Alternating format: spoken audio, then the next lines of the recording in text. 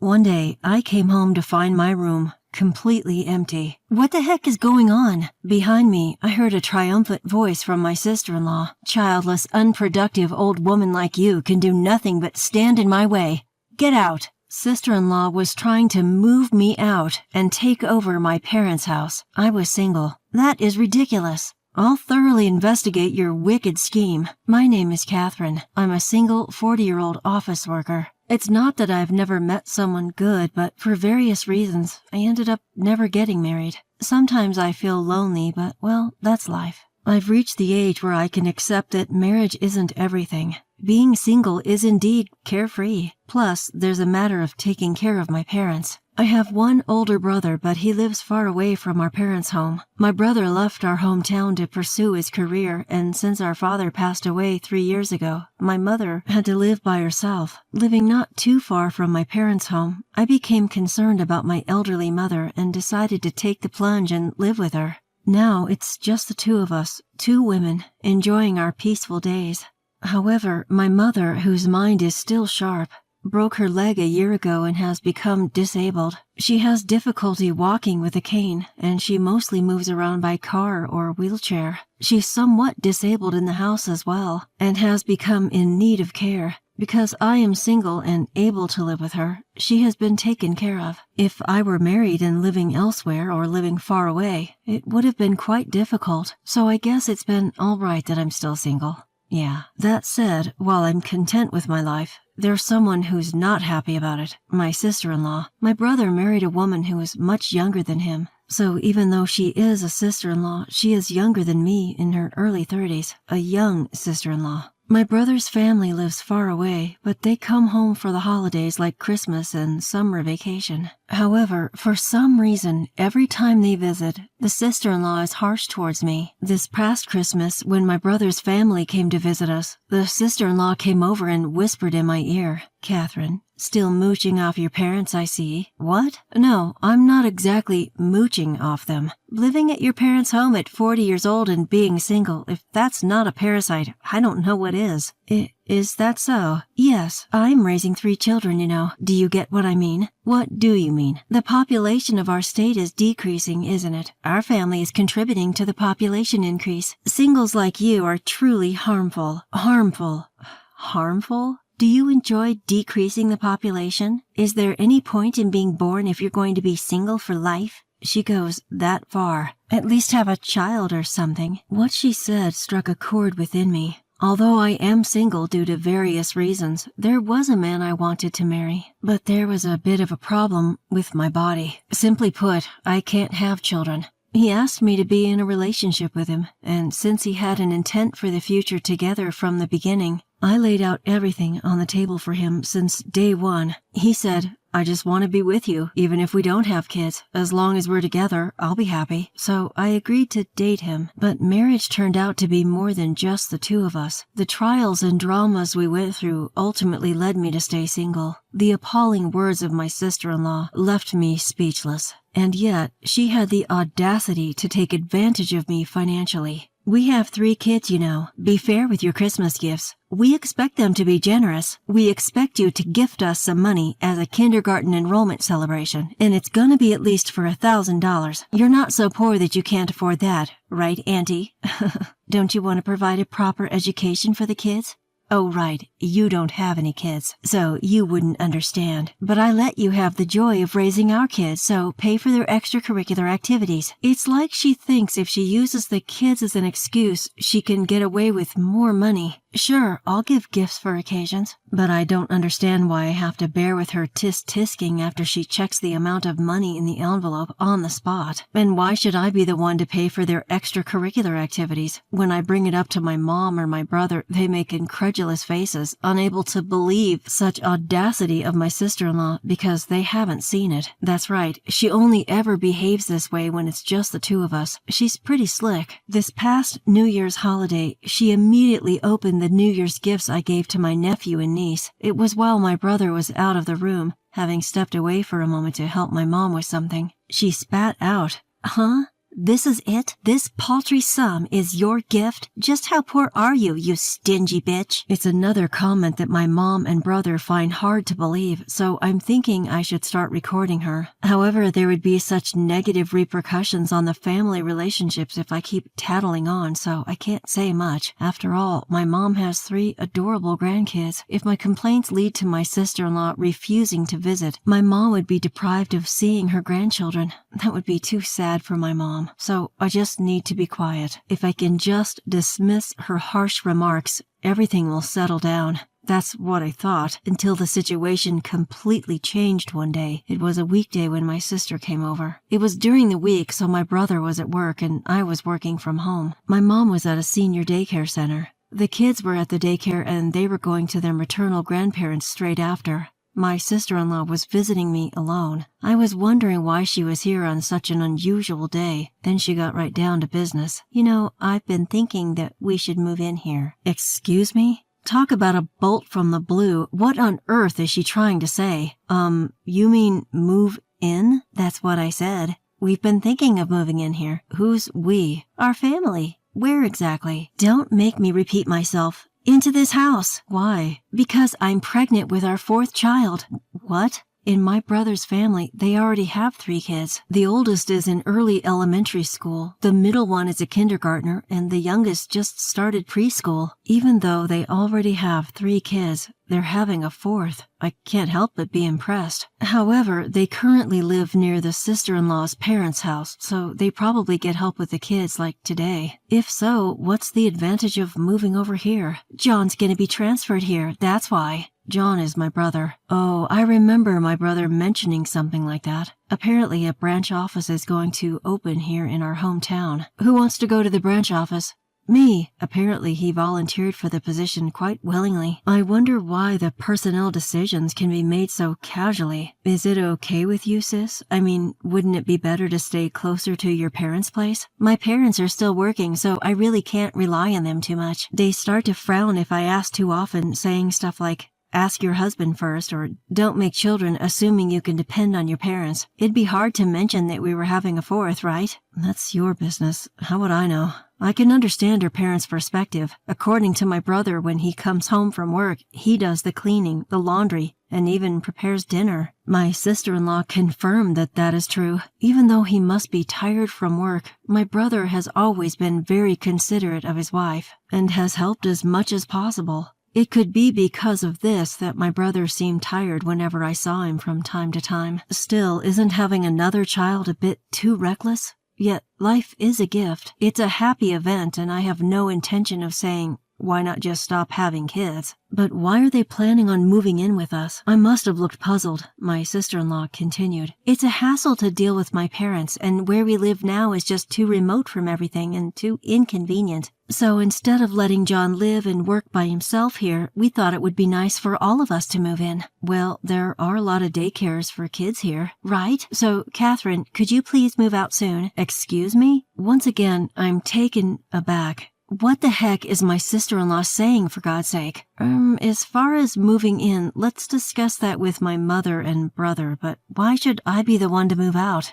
Think about it. We're going to be a family of 6 soon, right? That's true. So isn't this house going to be too small? Well, that's true. Well, I suppose so. That's why I'm telling you to get out. No, I don't understand what you mean. Having 6 in the family is a lot, but it's not impossible for 8 of us to live together, including my mom and myself. Of course, when the kids grow up, it's impossible for all of them to live in an individual room, but I didn't think there was any point in worrying that far ahead. My sister-in-law, annoyed by my increasing confusion, raised her voice. I mean, come on. You're in the way. You, an old woman, can't even have kids. For our sake, get out. What? Oh, and don't move too far away, okay? You're still going to have to look after our kids. What? After ranting, she added, get out of here soon, and then went home. This needs a family meeting, yeah. That night, I told my mom about what Susan had said and called my brother. My brother told me that he'd arrange a separate house for his family. Sure, I've been traveling a lot for work, and I think it's been tough on Susan. That's why we were living near her parents' home in good old Nebraska. But is she really so bothered by the countryside? On the other end of the phone, my brother sounded confused. There was still something that was perplexing, but her idea of moving into our home was temporarily dropped. Well, that was supposed to be the case. One day, after a stretch of working from home, I went into the office for the first time in a while. My mom was away from home, staying overnight at the daycare. Exhausted from work, I came home to get stunned. What? My room? Everything's gone. Believe it or not, my room was empty. All of my belongings were gone. What is this? What's going on? This was undeniably my own home, yet my room was missing. To be precise, my stuff was missing. Where are all my favorite things? I threw them away. All of them. I was screaming in shock when a sudden voice came from behind me, making my heart skip a beat. When I turned around, there was Susan. Susan, what are you doing here so late? Shut up, you'll wake the kids. What? The 3 kids are here? Until the beds arrive tomorrow, they're sleeping on the living room couch. I rushed into the living room where my nephews and niece were sound asleep. What's going on? Looking at me, completely stunned and at a loss for words, Susan laughed and said, "You wouldn't leave the house, so I had to resort to drastic measures. I'm not leaving. I've already talked to my brother about this. Do you think you can just do whatever you want? Don't you have any idea how many people you're inconveniencing?" Who's the one doing whatever they want here? I'm the one inconvenienced. I really wanted to get those words out of my mouth, but I held my tongue because the kids were asleep. My sister-in-law, Susan, ignores my considerations and loudly declares, "Who cares what your mother or brother says? If you move out and our family moves in, those 2 wouldn't oppose this idea for sure." What happened to my stuff? I had a junk removal service take it all away.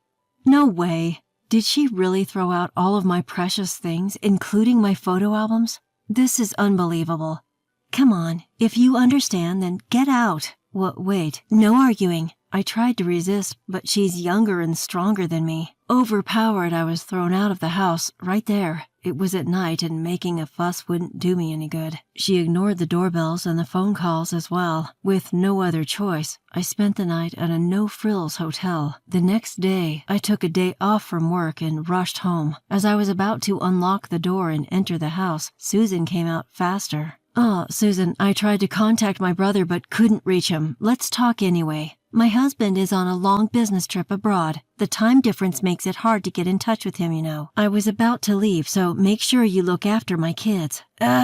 Susan! Leaving me in shock, she left quickly. She was all dressed up and everything. With no other choice, I looked after the 3 kids and had a bitter expression when I welcomed my mom home in the evening. "Mom, isn't this a bit much?" "Yes, it's a bit much to ignore John's opinions and be so forceful. Leaving the 3 kids and going out is unbelievable. If she wanted to leave the kids with someone, her own parents would be the best option." "Yes, what are the real benefits of living here?" Speaking of which, she went out quite dressed up. Really? There might be a clue in that. Agreeing with my mother's words, I immediately requested an investigation from a private detective. A month later, I now live in a 1-bedroom apartment as a temporary residence, which I had to find in a fluster. My room in my parents' house has been completely remodeled by Susan, and it's nowhere near what it used to be. John was furious, saying, "Don't do as you please," but she seemed to argue that once they moved in, it'd be their place. And she also seemed to say things like, "You're often away from work, aren't you? I thought it'd be nice for the family to stay together, so I came along. Raising children is really hard. It's just natural to live together with your family and get help from them." When he mentioned that my mother was in need of care, she responded, "Catherine is there, isn't she? She's just at home all the time. She must have a lot of free time." I'm not sitting around. I'm actually working from home. But Susan seems adamant about not letting me back into the house. Don't you dare think you can get away with this bullshit forever. We're gonna have a talk. With that assertive statement from my brother, a family meeting was held today. "Why so sudden? I'm pregnant. let's wrap this up quickly, okay? Susan grumbled as she rubbed her still not visibly pregnant belly. Ignoring her, my brother, Mom, Susan, and I, 4 adults, huddled together in the living room. By the way, we've left the kids at a weekend daycare. First off, Susan, please apologize for disposing of my belongings without my permission. At my words, Susan scoffed and said, it's your own fault for not moving out sooner. Without an ounce of hesitation. People like you who can't even have kids should just live in a run-down apartment. Yes, it's true that I can't have kids, but I was living together for Mom's sake. But your mother-in-law would be happier living with her grandkids than with you, Susan said, looking at my mom.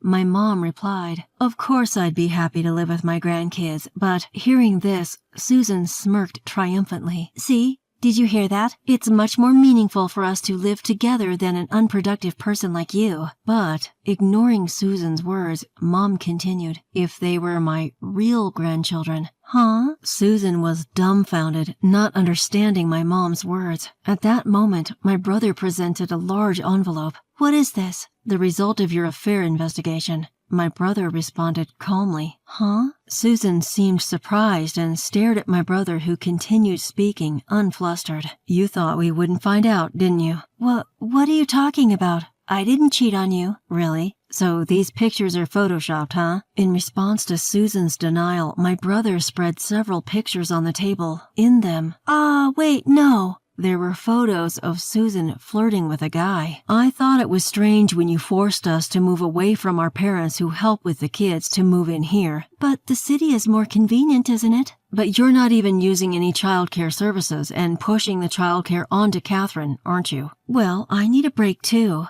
Then why not use the childcare service like today? It's a waste of money. Do you think I haven't given you enough money? I'm saving up for our future. What does that mean when our bank account is down to 0? Saying this, John spread the bank book. Indeed, it was completely 0. What? Hey, why are you just looking through that like it's nothing? It's our family money. Of course I have the right to check. So where's the savings for our future? Well, in a different account. Oh, really? Let's see that bank book then. I don't have it right now. Where is it? Well, As I watched her continue lying, Susan finally stumbled on her words. Although it wasn't particularly hot, sweat trickled down her forehead. Maybe in the attic? At that moment, John smacked the table hard. Enough with the lies. Can you still make excuses in front of this picture? Oh, sorry. It was just a momentary lapse of judgment. You've been having an affair with this man for a while. Ever since we got married, right? The guy told me. What? No, why did you talk to him? He's got a family too. He told me everything under the condition that I wouldn't tell his wife. What? He betrayed me. The one who betrayed us is you. Susan seemed flustered in front of John's angry face, but eventually she seemed to regain her composure and the sweat had stopped. Then she said, well, I do regret the affair. I won't do it again.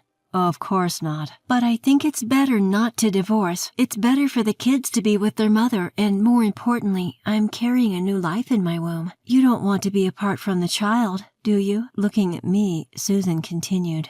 You can't expect grandchildren from a childless daughter, and if I take the kids and leave after the divorce, you'll never see your grandkids again. Is that what you want, mother-in-law? Then she turned towards my mother. Seeing our silence, Susan laughed triumphantly. See? Isn't a barren old woman just a nuisance? It's natural that she should leave. Susan stomped around, huffing and puffing. But then, something unexpected happened. Mother quietly said, well, you who are totally unproductive to me should also leave with your child. Huh? As she started to smile, puzzled by what she heard, John presented a document to her. What's this? Huh? DNA test results? Negative? What is this? It's a result of a DNA test between me and the kids. When did you? That ain't none of your business. Anyway, the results are as they are, all 3. They aren't my kids. And here are the results with your affair partner. Confirmation, meaning they are indeed your kids. What? Huh? My kids ain't mine, meaning they're not my ma's grandchildren. They're complete strangers. No way. It ain't a lie. You knew it, didn't you? You knew, and you pulled a cuckoo move on me, didn't you? I didn't. That's what the other guy said. You said, it's sad that our children can't live together as a family, to him. Susan looked so pale, she might fall over at any moment. And then my mom gave the coup de grace. So you're a burden because you can't bear my son's children. Please pack up and leave with the kids and hurry." "What? Are you going to throw us out into the street? Such young kids? You monster!" It was then that Susan cried out, trying to elicit sympathy. "The monster here is you." A different loud voice echoed through the room. Susan spun around and her eyes bulged.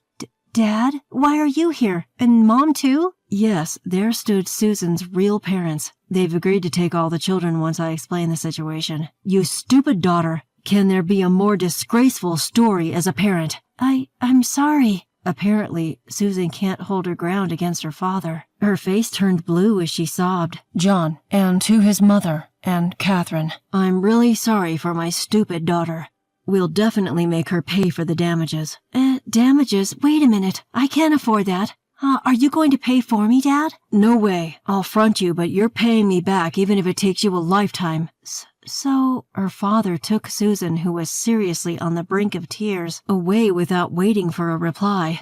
Her mom, who kept bowing deeply to us in apology, was quite memorable. Even though they're good parents, they raised such a daughter. Raising kids is tough, isn't it?